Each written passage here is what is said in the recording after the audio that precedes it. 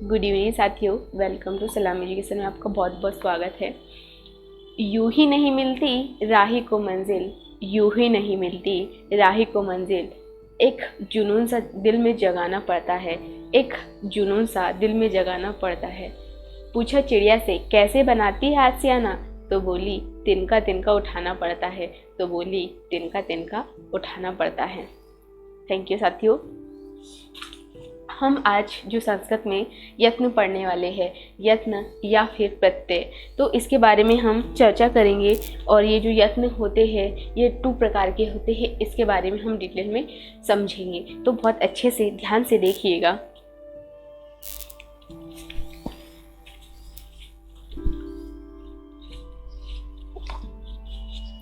यत्न,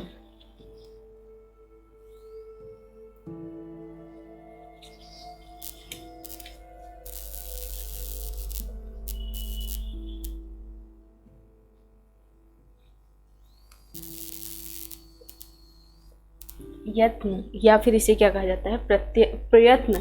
यत्न या फिर प्रयत्न। प्रत्यय नहीं, प्रत्यय अलग है, प्रयत्न। अगर हम बात करें यत्न और यत्न या फिर प्रयत्न की, तो ये 2 टाइप से होते हैं। जो यत्न या फिर प्रयत्न बोल रहे हो ये दोनों क्या है, एक ही है। तो आपको ये याद रखना है।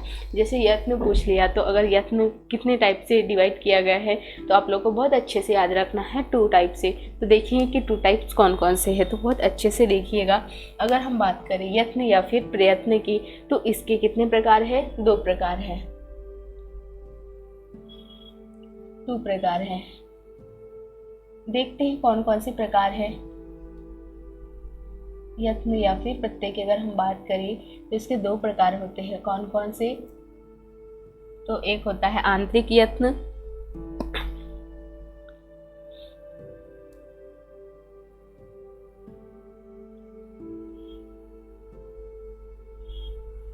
अभ्यंतर यत्न,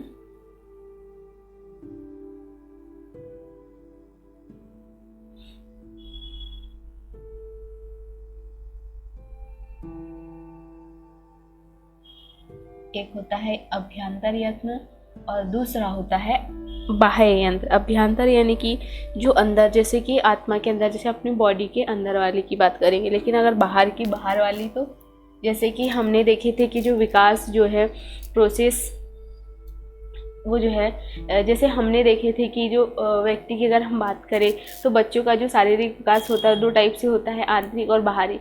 वैसे ही जो अभ्यंतर है और बाह्यंतर है, मतलब यानी बाहर वाला है, तो आपको इससे यही समझना है। तो बाह्यांतर, अब देखेंगे कि ये जो बाह्यांतर और मध्यांतर क्या है, इसके बारे में डिटेल।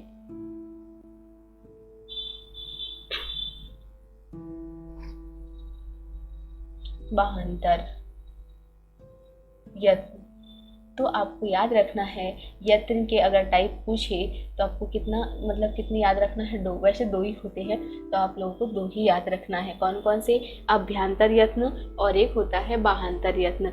अब हम देखेंगे कि अभ्यंतर यत्न क्या होते हैं और बाह्यांतर यत्न क्या होते हैं। तो बहुत अच्छे से ध्यान से देखिएगा।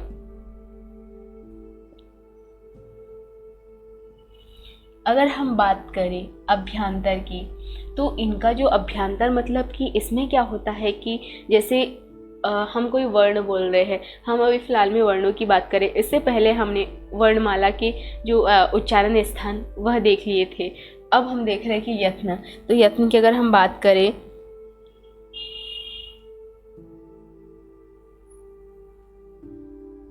अगर हम बात करें अभ्यंतर, तो अभ्यंतर में क्या होता है, जैसे कि हम कोई जैसे कि हम कोई वर्ण बोलने वाले हैं, तो जो वर्ण बोल रहे हैं उससे पहले ही अगर हमारे मतलब कि हमारे मुख में जो ध्वनि उत्पन्न हो जाती है, जैसे वर्ण निकलने वाला है लेकिन वो निकला भी नहीं, और अगर अंदर से अगर हमारे मन से, यानी कि जिसे आवाज़ यानी धुन आई, तो उसे अभ्यंतर कहेंगे। जो अंदर वाली की अगर हम बात करेंगे, मतलब वर्णों की उत्पत्ति भी नहीं होती, जैसे वर्ण बाहर भी नहीं निकलते और अंदर वो जो ध्वनि है वो कंपन करने लगती। जैसे अ बोलना है तो अंदर से अ, जैसे वर्ण बाहर भी नहीं निकला और अंदर से हम आ बोल रहे हैं, तो पहले उत्पत्ति किसकी हो जाती है? जैसे बोलना चाहिए तो वर्णों की अगर हम बात करें तो वर्ण उत्पत्ति से पहले ही क्या हो जाता है कि इसमें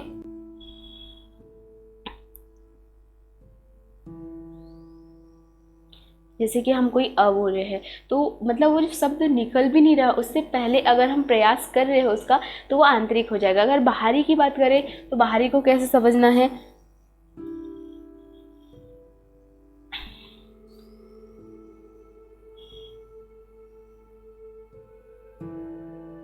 मतलब कि बाहरी के मतलब कि जैसे हम वर्णों का उच्चारण कर रहे हैं, जैसे कि अ, तो इसमें क्या होता है कि जब उसका जो वर्ण जैसे बाहर निकल गया और उसका उच्चारण जो है कैसे बाद में होता है, जैसे कि उसकी उत्पत्ति पहले हो जाती है, किसकी? वर्णों की जो ये वर्ण की उत्पत्ति पहले हो जाती है और उसका जो उच्चारण है थोड़ा बाद में होता है, तो उसमें बाह्य अंतर समझना है आप लोगों को। अगर हम इनको बहुत अच्छे से अगर समझना चाहे तो और भी दूसरे शब्दों में जैसे समझ सकते हैं, जैसे कि अगर हम लिखें अभ्यंतर के बारे में डिटेल में तो बहुत अच्छे से ध्यान से देखिएगा क्या इसके बारे में तो हम अभी फ़िलहाल में देखेंगे अभ्यंतर के बारे में। तो अभ्यंतर जो होता है यत्न, इसके बारे में अगर देखें हम तो अभ्यंतर यत्न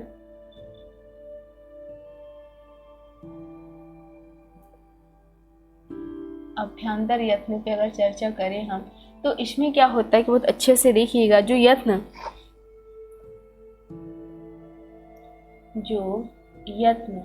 वर्ण उत्पत्ति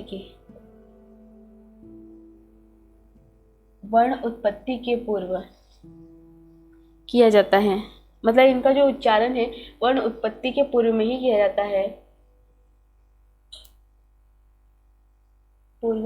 जाता है, इनका जो उच्चारण है यानी प्रयोग है। अभ्यंतर वर्ण में क्या होता है कि जब हम इसका प्रयोग करते हैं अभ्यंतर यत्न का यानी कि वर्ण का, तो इसमें क्या होता है कि वर्णों की उत्पत्ति भी नहीं होती है और उससे पहले ही हम उसका प्रयोग कर देते हैं।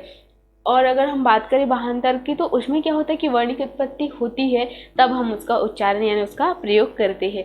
तो आपको इसमें डिटेल में यानी कि जो साधारण शब्दों में बोले तो आपको यही समझना है कि जो यत्न यानी कि उनकी उत्पत्ति भी नहीं होती और हम जब उसका उच्चारण यानी उसका प्रयोग कर लेते हैं तो अभ्यंतर हो जाएगा। अगर जब हम उसका उच्चारण कर रहे हैं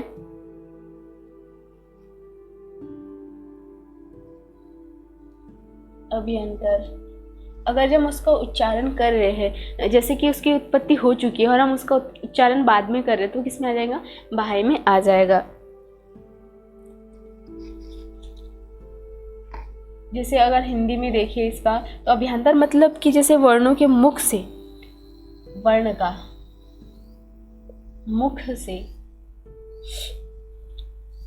बाहर आने से पहले, जैसे कोई वर्ण है तो वर्ण का मुख से बाहर आने से पहले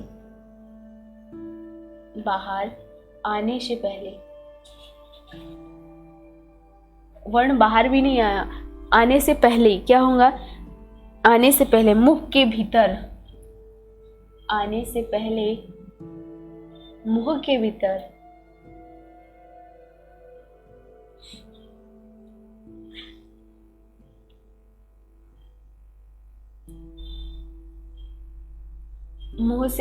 मतलब मुंह के भीतर होने वाली पहले यानी कि वर्ण मतलब मुंह से बाहर भी नहीं आया और अगर उसने जैसे बाहर आने से पहले अब वर्ण बाहर भी नहीं आया मुंह से और उसमें क्या होगा? मुंह मतलब कि वर्ण आने से पहले क्या होगा?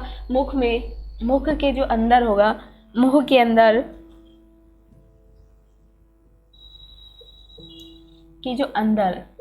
क्या होगा?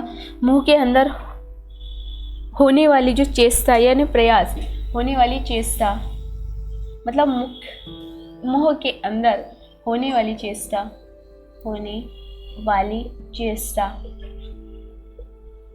चेष्टा या फिर प्रयोग होने वाली चेष्टा हो या फिर प्रयोग को अभ्यंतर कहा जाता है। तो इसमें हम कैसे याद रख सकते हैं? जैसे कि वर्ण की जैसे हमारा जो मुंह है यानी मुंह है, मुंह में क्या होता है कि वर्ण जैसे वो जो वर्ण मुंह से निकलता भी नहीं है, और वो मतलब वर्ण का मुंह से बाहर आने से पहले, वर्ण मुंह से बाहर आया भी नहीं और उससे पहले ही क्या होगा, चेष्टा करने लगे हम, मतलब उसके बारे में सोचने लगे, उसे बोलने की मतलब प्रयास करने लगे हम कि वो बोलना है हमें, तो वो किस में आ जाएगा, अभ्यंतर में आ जाएगा। तो आपको बहुत अच्छे से इसमें यही रखना है सिंपल सी भाषा में कि जो वर्ण है, वर्ण का मुख से बाहर आने से पहले क्या होता है, मतलब वो वर्ण बाहर आए भी नहीं मुंह से, और उसमें क्या होता है कि मुंह के अंदर जो चेष्टा होती है यानी प्रयास, उसे क्या कहेंगे, अभ्यंतर यत्न कहेंगे। अगर हम बाह्य यंत्र की अगर हम बात करें, बाह्य यत्न की, तो बाह्य यत्न देखते हैं कौन कौन से आ जाते हैं। बाह्य यत्न,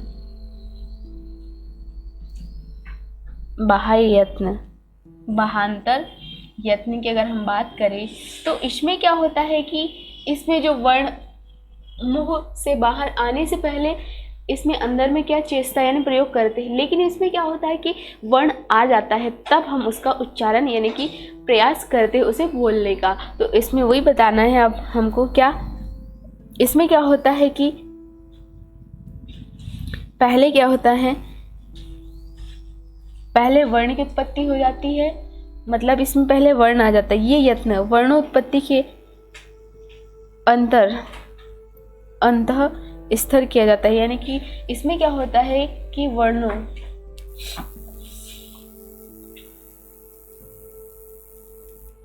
इसमें जो होता है वर्णों की जो उत्पत्ति है, जो यत्न वर्णोत्पत्ति, जो यत्न वर्णोत्पत्ति,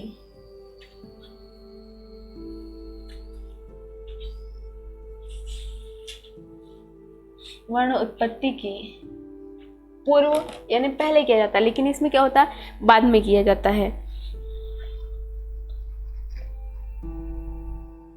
अनंतर किया जाता है, यानी कि इसमें वर्ण की उत्पत्ति हो जाती है तब हम उन शब्दों का उच्चारण करते हैं।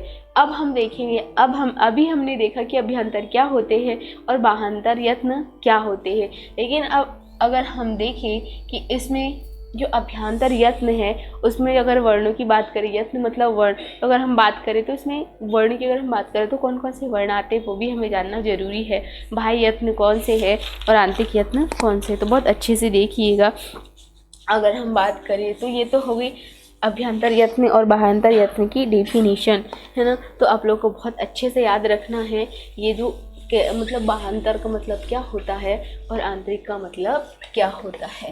अब हम देखेंगे बाह्यंतर यत्न जो होते हैं उसमें कौन कौन से वर्ण आते हैं, बाह्यंतर यत्न को कितने टाइप में बांटा गया। तो अगर हम बात करें अभ्यंतर की तो इसे 5 भागों में डिवाइड किया गया है। तो हम देखें कि उसके 5 पार्ट जो है कौन कौन से, तो बहुत अच्छे से देखिएगा। अगर हम बात करें बाह्य यत्न की, बाह्यंतर जो यत्न है अगर हम इसकी बात करें,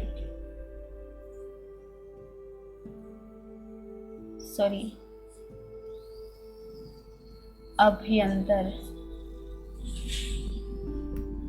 यत्न की अगर हम बात करें तो इसे जो है 5 भागों में डिवाइड किया गया। इसके प्रकार की अगर हम बात करें तो ये कितने प्रकार है, 5 प्रकार है। अभी हमने देखे बाह्यंतर और जो अभ्यंतर और एक बाह्यंतर यत्न जो है वो किसके टाइप्स थे, तो यत्न के। अब हम पढ़ रहे हैं अभ्यंतर यत्न के, तो अभ्यंतर यत्न को भी, अभ्यंतर यत्न जो है इसे भी कितने पार्टों में डिवाइड किया है, 5 पार्टों में। तो हम देखेंगे कि जो 5 भाग है वो कौन कौन से हैं, उसमें वर्ण कौन से आते हैं, तो बहुत अच्छे से देखिएगा। अगर हम बात करें 5 भाग अगर बांट रहे हम तो हम देखेंगे कि इसके 5 भाग जो है वो कौन कौन से हैं। फर्स्ट में देखेंगे स्पष्ट यत्न, स्पष्ट अभ्यंतर यत्न, अभ्यंतर यत्न। दूसरे की अगर हम बात करें तो दूसरे नंबर पे हम बात करेंगे ईषत् स्पृश्य,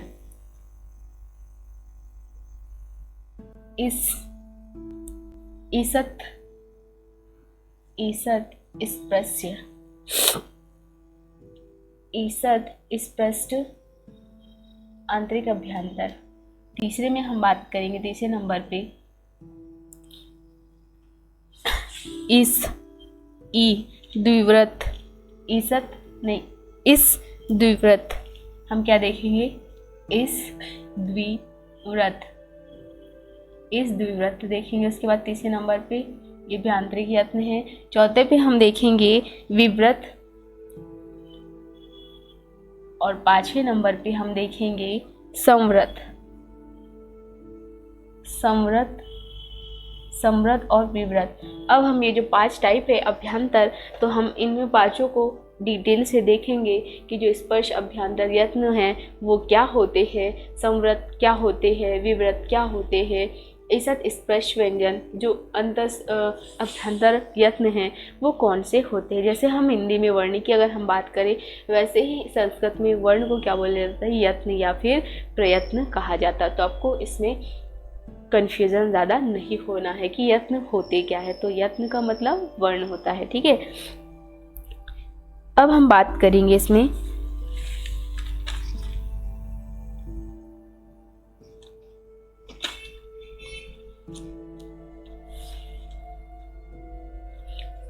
तो हमने देखे 5। अब हम डिटेल में किसके बारे में देखेंगे? स्पर्श अभ्यंतर यत्न के बारे में।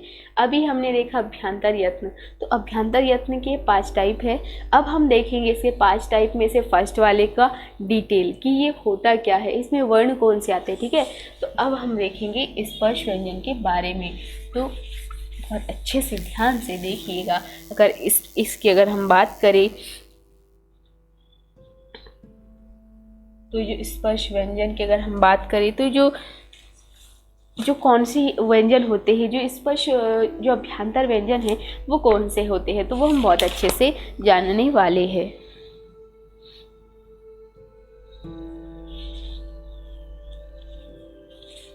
तो संस्कृत में अगर हम बात करें इसकी, तो स्पर्श जो यत्न है अभ्यंतर यत्न वो कौन से होते हैं, तो बहुत अच्छे से तत्र, तत्र स्पर्श प्रयत्न स्पर्श नाम,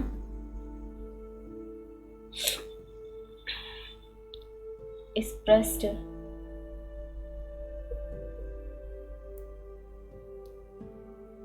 स्पष्ट प्रयत्न, प्रयत्न स्पर्शानाम।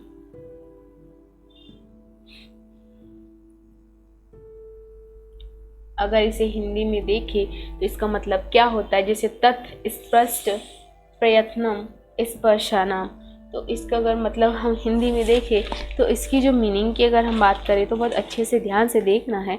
मतलब जो स्पर्श,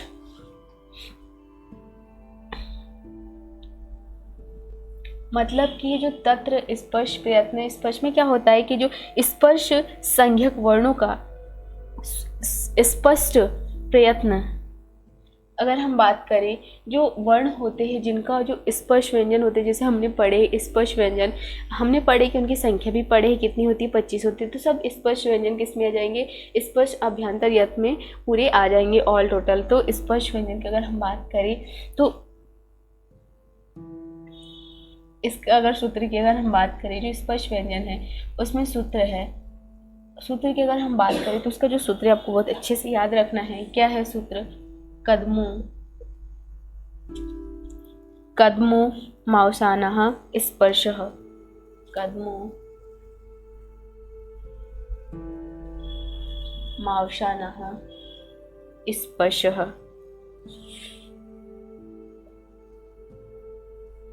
मतलब कि कदमों यानी कि क से स्टार्ट होके कहाँ तक एंडिंग हो जाती? म तक। जितने भी वर्ण आते हैं, हमने कुछ दिन पहले पढ़े थे कि जो स्पर्श व्यंजन होते हैं उनकी संख्या कितनी होती है? 25 होती है। और वो कौन कौन से होते हैं हमने बहुत अच्छे से चार्ट बना के देख लिए थे कि उसमें कौन कौन से वर्ण आते हैं, कौन से वर्ग आते हैं। हमने 5 वर्ग देखे थे। वर्ग और वर्ण में भी अंतर देखे थे कि वर्ग किसे कहेंगे और वर्ण किसे कहेंगे, थोड़ा थोड़ा डिफरेंस है। तो उसमें बहुत अच्छे से आपको ध्यान से सुनना है। और हमने वर्ग देखे थे 5 वर्ग, क और एक च वर्ग देखे थे, ट वर्ग देखे थे, प वर्ग देखे थे और कौन सा वर्ग देखे थे? तो एक त वर्ग देखे थे। तो ये जो सब आते हैं इसमें क्या होता है कि जो इनके 5 वर्ग जो है उनके जो 5 मेंबर्स हैं और जो सभी के 5 मतलब अपने अपने मेंबर लेके आते, मतलब वो जो सभी की अगर हम बात करें तो 5 होती है इनकी संख्या की। अगर हम बात करें तो इनकी संख्या 25 होती है, ठीक है। तो 2500 इसमें आ जाएंगे, इसमें स्पर्श अभ्यंतर यत्न में। तो आपको यही याद रखना है, ये सूत्र अगर याद रहा तो बहुत अच्छी बात है। कद्मो मावशाना स्पर्श, यानी कि इसमें जो क से स्टार्ट होके एंडिंग कहाँ हो जाती है, माँ तक जितने भी वर्ण आते हैं वो किस में आ जाते हैं, तो स्पर्श अभ्यंतर यत्न में आ जाते हैं। तो इसमें क्या होता है, क से स्टार्ट होते हैं और कहाँ, माँ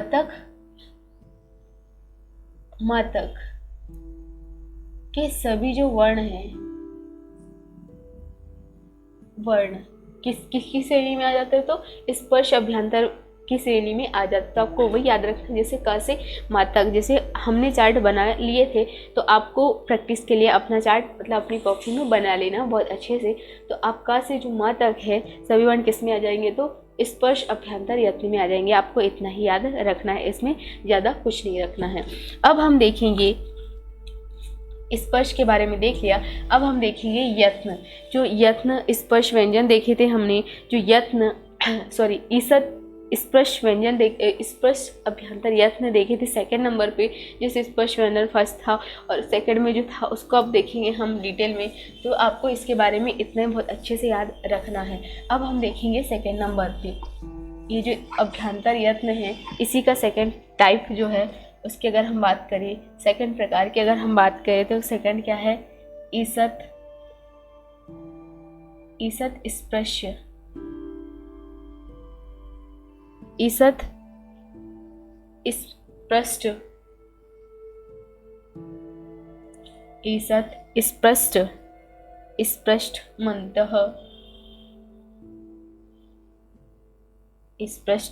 मंतः स्थानाम।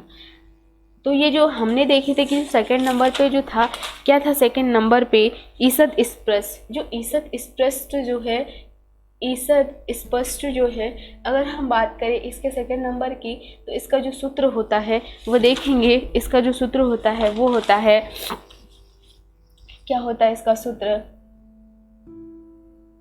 ईसत स्पष्ट, ईसत स्पष्ट मंतः, ईसत स्पष्ट मंतः,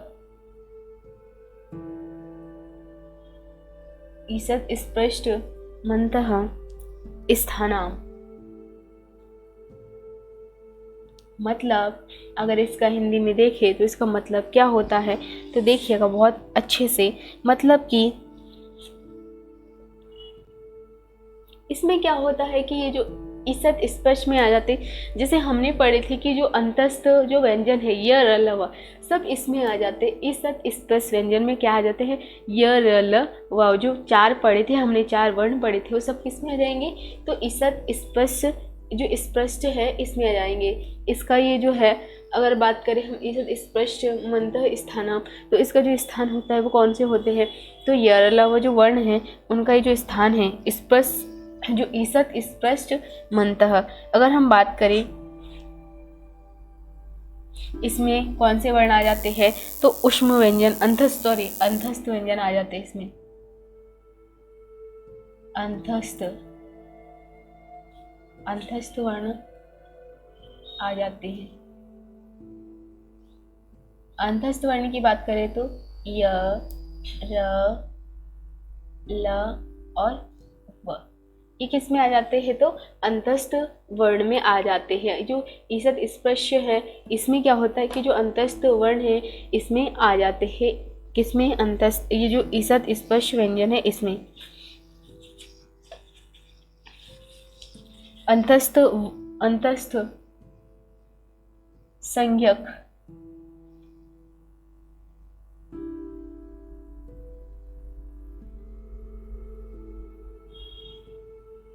संज्ञक, वर्णों का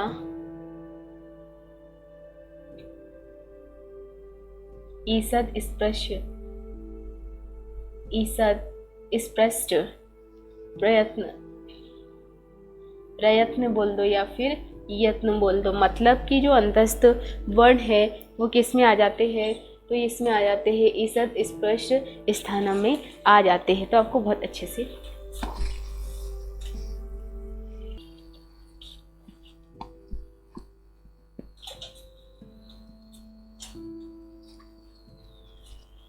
तो साथियों इसे कंटिन्यू करते हैं। जो हम पढ़ रहे हैं, क्या पढ़ रहे हैं हम, जो बाही जो ईसत स्पर्श है, अगर हम बात करें तो इसमें जो वर्ण आते हैं अंतस्थ संज्ञक वर्णों का ईसत स्पर्श यत्न आ जाते हैं इसमें।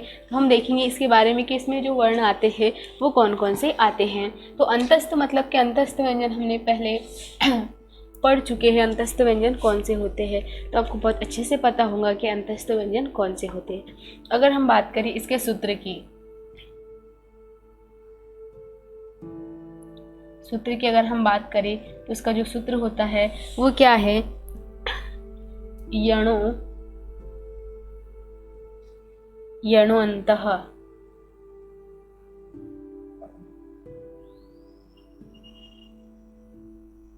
यणो अंतः, अंतस्थः, मतलब कि यणो अंतस्थः, ये इसका सूत्र है। किसका, ईषद स्पर्श का जो सूत्र है वो क्या है, यणो अंतस्थ, मतलब कि जो या से स्टार्ट होते हैं इसके जो वर्ण हैं वो 4 हैं, है ना। तो वो देखेंगे कि जो अंतस्थ व्यंजन कौन कौन से होते हैं, हम इसे पहले भी पढ़ चुके हैं। कौन कौन से आ जाते हैं, य, र, ल और ये व। ये कौन से वर्ण हैं, तो आपको याद रखना बहुत बहुत अच्छे से। ये जो वर्ण हैं वो किस में आ जाते हैं, अंतस्थ व्यंजन, यानी कि ईसत संस्कृत में। अगर हम बात करें संस्कृत की तो ईसत स्पष्ट में आ जाते हैं कौन से वर्ण, तो जो अंतस्थ व्यंजन वर्ण जो है वो किसके अंतर्गत आ जाते हैं संस्कृत में, तो ईसत स्पष्ट में। तो हमको बहुत अच्छे से हमें याद रखना है कि जो वर्ण हैं किसके अंतर्गत आते हैं। अब हम देखेंगे तीसरे नंबर पे, हमने तीसरे नंबर पे लिखे थे जो ईसत द्विव्रत देखे थे, उसके बारे में हम डिटेल में देखेंगे। तीसरे नंबर पे आता है, तो सेकंड नंबर के बारे में आपको इतना ही याद रखना है, कौन से वर्ण आते हैं, तो अंतस्थ वर्ण आ जाते हैं इसमें। अब हम बात करेंगे तीसरे नंबर पे। तीसरे नंबर पे क्या था हमारा, ईसत ई द्विव्रत, इस द्विव्रत। अब हम देखेंगे इस द्विव्रत क्या होते हैं, इसके बारे में डिटेल में जानेंगे। ये किसका पाठ है, अभ्यंतर यत्न का पाठ है, तो हम इसके बारे में बहुत अच्छे से जानेंगे, ध्यान से देखिएगा।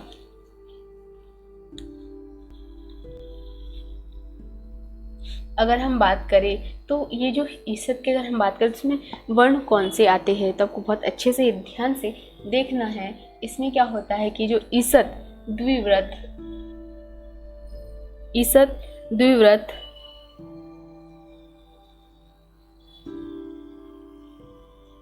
मुष्णाम,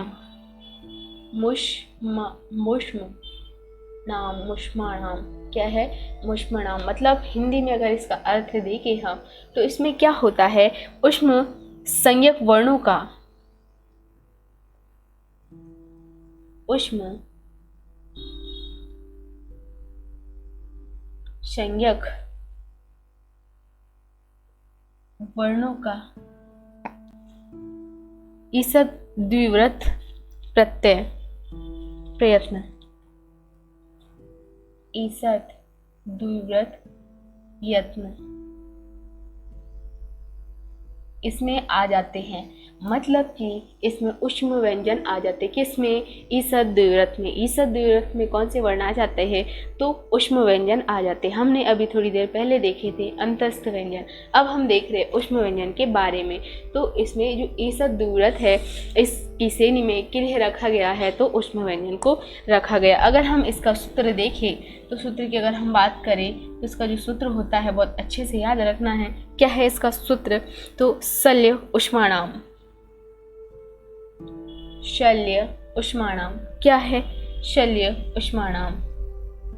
शल्य जो उष्माणाम है, शल्य उष्माणाम जो है अगर हम बात करें तो शल्य में क्या है, स से स्टार्ट होता है। जैसे स से स्पष्ट हो रहा है कि ये जो सीटी अलसा है यहाँ से स्टार्ट होते हैं। इनकी भी संख्या की अगर हम बात करें उष्म व्यंजन की तो इनकी भी संख्या कितनी है, 4 ही है। कौन कौन से बात करेंगे उष्म वर्ण की, तो श, श, श, और ये ह, तीनों सा इसमें आ जाते हैं। किस में? ऊष्म व्यंजन में। अंतस्थ में आते हैं य, र, ल, व। वैसे ही इसमें कौन से आ जाते हैं? सिटिया, लसा, षटकोण और शरोते वाला सा, तीनों और एक ह भी ऐड हो जाता है। तो ये इसमें आते हैं ऊष्म व्यंजन। जब हम इसका उच्चारण करते हैं तो ऐसा लगता है कि हमारे मुंह से, जब हम इनका उच्चारण करते हैं ऐसा लगता है कि हमारा जो मुख से कैसे मतलब भाप जैसे गर्म वायु जो निकल रही है, ऐसा लगता है। इसलिए इन्हें किसकी श्रेणी में रखा गया है?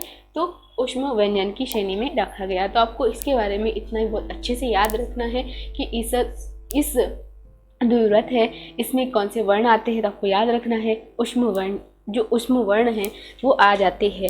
अब हम देखेंगे चौथे नंबर पे हमने क्या देखे थे? विव्रत। तो विव्रत को बहुत अच्छे से ध्यान से देखिएगा।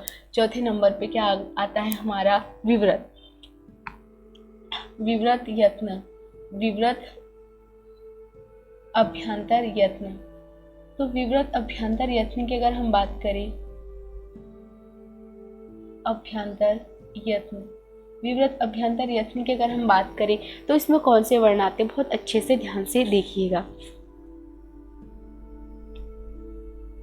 इसमें क्या होता है कि सभी जो स्वर होते हैं, हमने पढ़े स्वर, अगर हम बात करें किसमें, जैसे माहेश्वर सूत्र की, तो हमने बात की थी कि माहेश्वर सूत्र के अकॉर्डिंग अगर देखें हम, अनुसार देखें अगर हम, तो संस्कृत में कितने हैं? स्वरों की संख्या 9 है। याद रखना बहुत अच्छे से। अगर साधारण में पूछा संस्कृत में स्वरों की संख्या, तो हमें क्या बताना? 13 ही बताना है।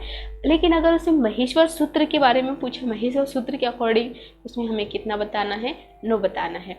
तो इसमें क्या होता है कि विव्रत अभ्यंतर जो यत्न है, इसमें जो पूरे जितने भी स्वर है जो संस्कृत में, वो किस में आ जाते हैं? तो किस में आ जाते हैं? ये जो विव्रत है इसके अंतर्गत आ जाते हैं। अब इसके बारे में हम देखते हैं बहुत अच्छे से।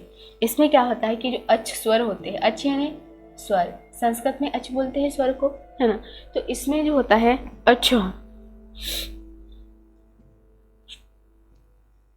अच्छा यानी कि जो है अच्छ यानी कि स्वर, स्वर जो होते हैं किस में आ जाते हैं? स्वर। जो विव्रत अभ्यंतर यत्न है, इसमें जितने भी स्वर है किस में आ जाएंगे? विव्रत अभ्यंतर में। तो आपको बहुत अच्छे से याद रखना है। अगर हम इसके डिटेल के अगर देखें तो अच्छ ही स्वर संज्ञक वर्ण है। अच्छ ही स्वर संज्ञक, संज्ञक क्या है? वर्ण है। ये जो अच्छ यानी कि जो स्वर है वही क्या है? संज्ञक वर्ण है। किसमें? विव्रत अभ्यंतर वर्ण में। तो हमने देख लिए थे पहले कि जो कौन कौन से होते हैं स्वर, तो आपको पता है कौन कौन से होते हैं। तो जितने जो संस्कृत में जो स्वर है वो किस में आ जाएंगे? किसके अंतर्गत आ जाएंगे? तो ये आ जाते हैं किसके? विव्रत के अंतर्गत। स्वर में देखें तो अ,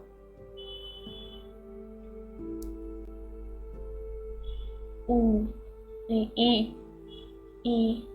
उ, ऊ, ऋषि, ये ल भी आ जाता है, ऐनक, उखली,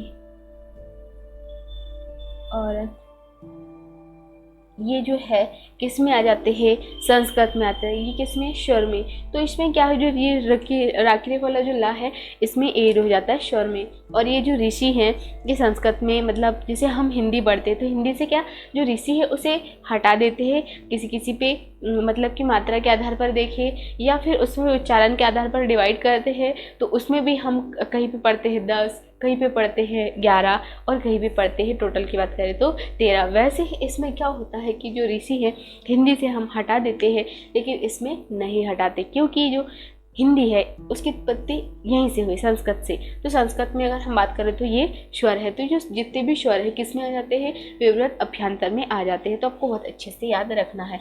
अब हम देखेंगे 5वें नंबर पे। 5वें नंबर पे कौन से आते हैं? ध्यान से देखिए। 5वें नंबर की अगर हम बात करें तो 5वें नंबर पे है, कौन सा नंबर है? 5वें नंबर पे क्या आता है? संवृत। संवृत में क्या होता है?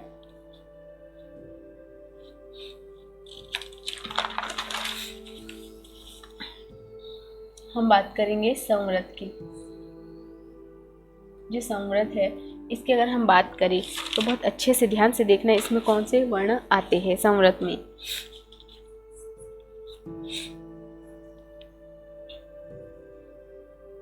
हास्य,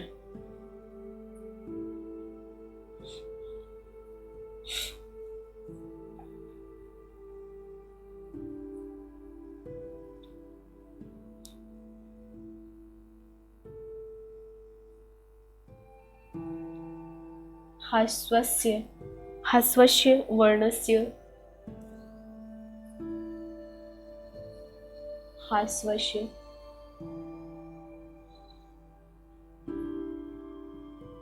वर्णस्व, हास्व वर्णस्य, वर्णस्य प्रयोगे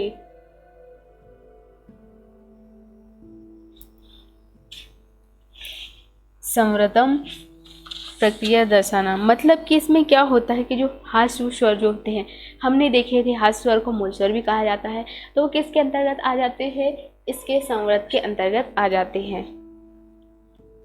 प्रयोगे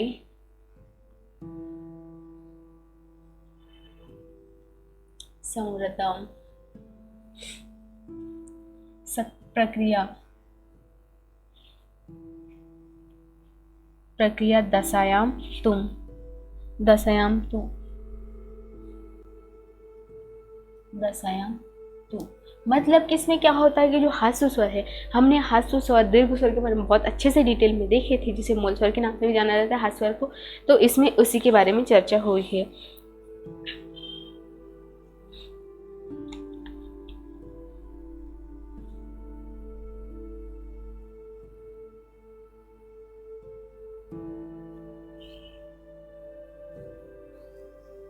इसमें क्या होता है कि जो संवृत की अगर हम बात करें तो आ है, ये हास्य है, तो हास्य इसमें क्या होता है, किसका उच्चारण होता है, हास्य स्वरों का उच्चारण किसमें होता है, संवृत में होता है। तो आपको इसके बारे में इतना बहुत अच्छे से याद रखना है।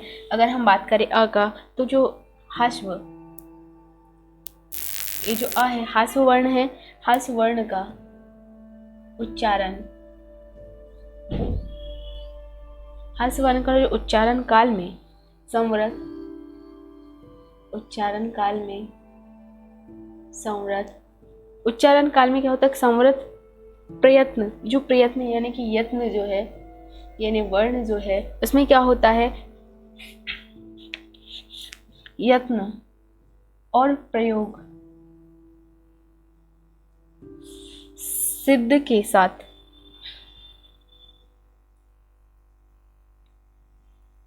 सिद्ध के साथ क्या होता है, इसमें समय केवल विवृत यत्न होता है। जब हम उसको प्रूफ करने जाते हैं तब क्या होता है, उसमें विवृत,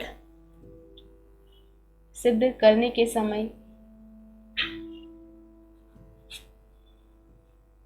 समय केवल क्या होता है, विवृत होता है, विवृत प्रयत्न होता है या फिर यत्न होता है।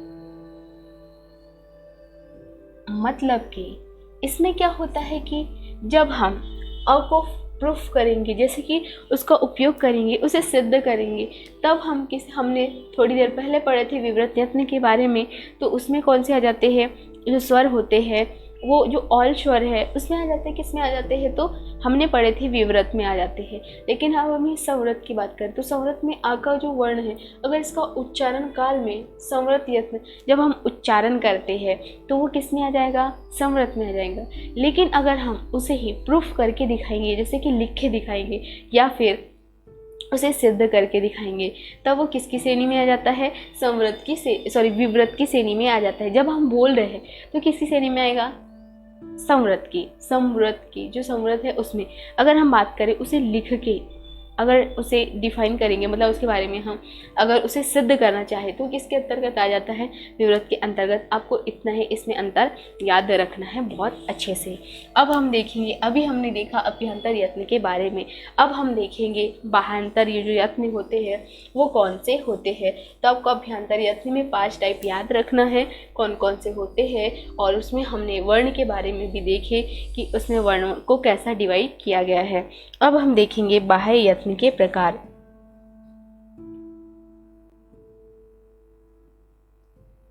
जो बाह्य है यत्न, बाह्य यत्न की अगर हम बात करें तो इसके कितने 11 प्रकार हैं।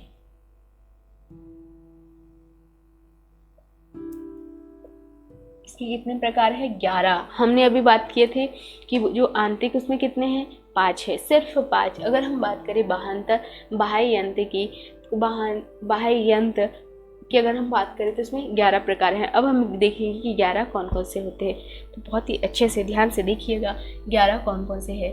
फर्स्ट में है विवार, जरूरी नहीं है फर्स्ट में ही है, इधर से उधर जो क्रम है हो सकता है इधर से उधर। विवार। सेकंड में है संवार, थर्ड पे है श्वास, फोर्थ पे है नाद, फिफ्थ पे है घोष।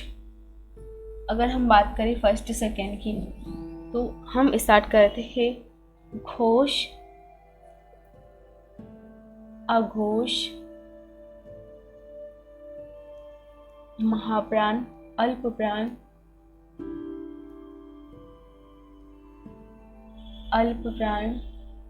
महाप्राण, अल्पप्राण हो गया, महाप्राण हो गया, विवृत नहीं, विवार हो गया। छठे नंबर पे अगर हम देखें तो है संवार, श्वास,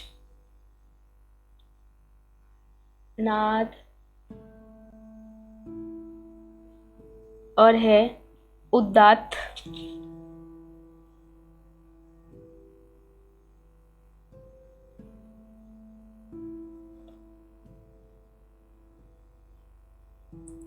उदात्त। 10वें पे है अनुदात्त, 11वें पे है स्वरित। क्या है? स्वरित। तो ये है किसके टाइप? बाह्य यत्न की टाइप। तो इसमें ये याद रखना है कि इसके जो प्रकार है वो कितने हैं? 11 है। कौन कौन से हैं? अघोष, सघोष, अल्पप्राण, महाप्राण, विवार, संवार, श्वास, नाद, उदात्त, अनुदात्त और स्वरित। ये है किसके टाइप है? तो ये है बाह्य यत्न के प्रकार। अब हम देखेंगे कि सघोष क्या होते हैं, अघोष क्या होते हैं। हमने पहले भी देख चुके हैं कि सघोष वर्ण कौन से होते हैं और अघोष वर्ण कौन से होते हैं, लेकिन हम फिर से भी इन्हें डिटेल में देख लेते हैं कि इनकी संख्या कितनी होती है। जो वर्ण अगर हम बात करें वर्ग की तो वर्ग में डिवाइड किया है। वर्ग का जो कौन से नंबर का जो फर्स्ट सेकंड उसमें डिवाइड किया गया था, तो कौन से जो वर्ग का जो वर्ण है कौन से नंबर का क्रम आता है वो भी देखेंगे, इसमें वही बताया जाता है। तो अब हम देखेंगे घोष के बारे में।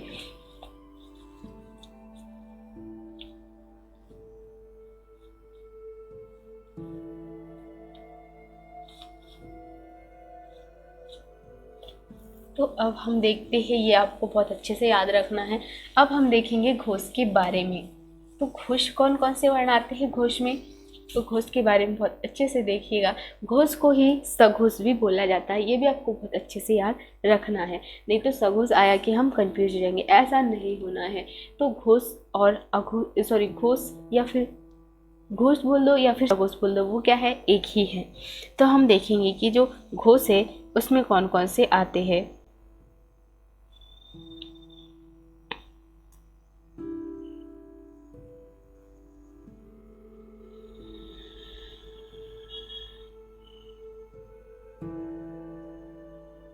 अश्वर्ण, इसमें आते हैं अश्वर्ण यानी कि 3, 4, 5 एंड अंतस्थ व्यंजन।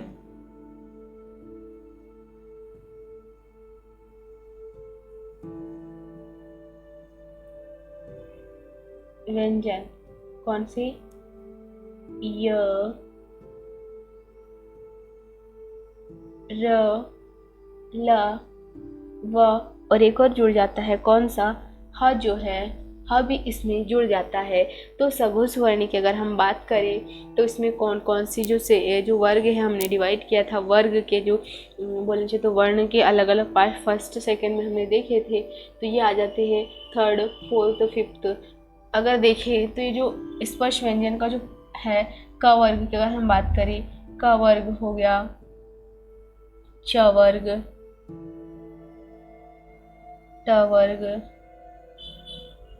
त वर्ग और ये हुआ फ वर्ग। क, ख, ग, ख, ङ, छ, छ, ज, झ, इंग वाला, ट, ठ, ढ, ड, ढ, अड़ा, त, थ, द, ध और न, प, फ, व, भ और ये म। तो हम इसकी बात कर रहे हैं, तो इसमें क्या होता है कि जो तीसरा वाला लाइन ये है first, second, third, fourth,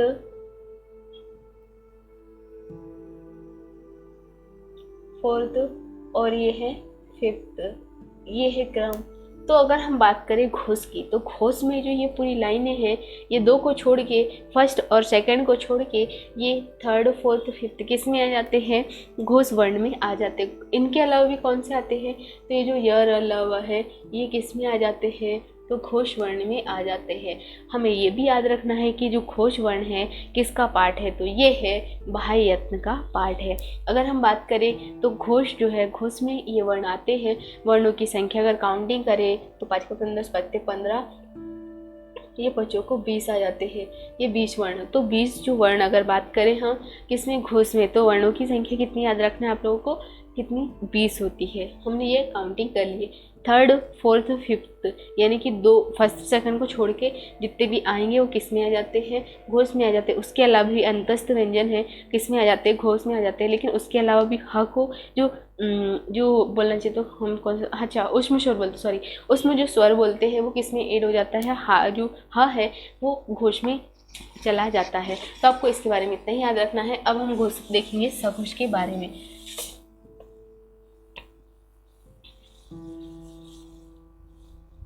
sorry, अघोष। अभी हमने देखा सघोष, अब हम देखेंगे अघोष। अघोष में क्या होता है? अघोष में कौन से वर्ण आते हैं? तो बहुत अच्छे से ध्यान से देखिएगा।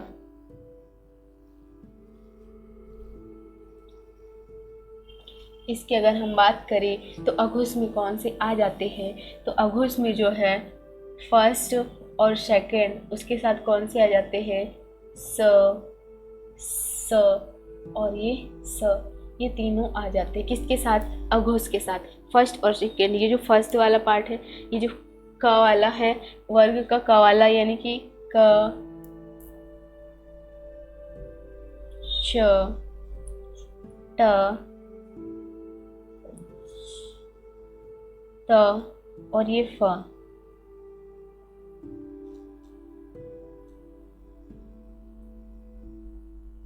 ये जो है ये किसके अंतर्गत आ जाते हैं? तो ये आते हैं अघोष वर्ण के अंतर्गत। तो आपको इसमें यही याद रखना है। और इसके बाद स ये जो तीनों हैं ये किस में आ जाते हैं? ह को छोड़ के ह किस में चला जाता है? घोष में चला जाता है। घोष की बात करेंगे तो अघोष में तीनों वर्ण आ जाएंगे। तो आपको इसके बारे में इतना ही याद रखना है। अब हम देखेंगे तीसरे नंबर पे, हमने अभी सघोष और अघोष देखे। अगर हम बात करें अल्प प्राण और महाप्राण की, तो अल्प प्राण और महाप्राण की अगर हम बात करें, अल्प प्राण और यहाँ पे है महाप्राण। अल्प प्राण में कौन से वर्ण आते हैं और महाप्राण में कौन से वर्ण आते हैं? अल्प प्राण यत्न। तो अल्प प्राण यत्न की अगर हम बात करें तो अल्प प्राण यत्न में क्या आते हैं? अल्प प्राण यत्न में फर्स्ट, थर्ड और फिफ्थ, ये जो है इसमें किसके अंतर्गत आते हैं? तो ये आते हैं अल्प प्राण के अंतर्गत। इसके अलावा भी इसमें कौन कौन से आते हैं? तो सिंपल से अगर देखें तो महाप्राण में जो है फर्स्ट और यानी कि 2, 4, ये जो है अगर हमें याद रखना है तो हम जो इजी है उसे याद रख लेते। पहले महाप्राण की अगर हम बात करें तो 2, 4 है। तो 2, 4 जो है किस में आ जाएंगे?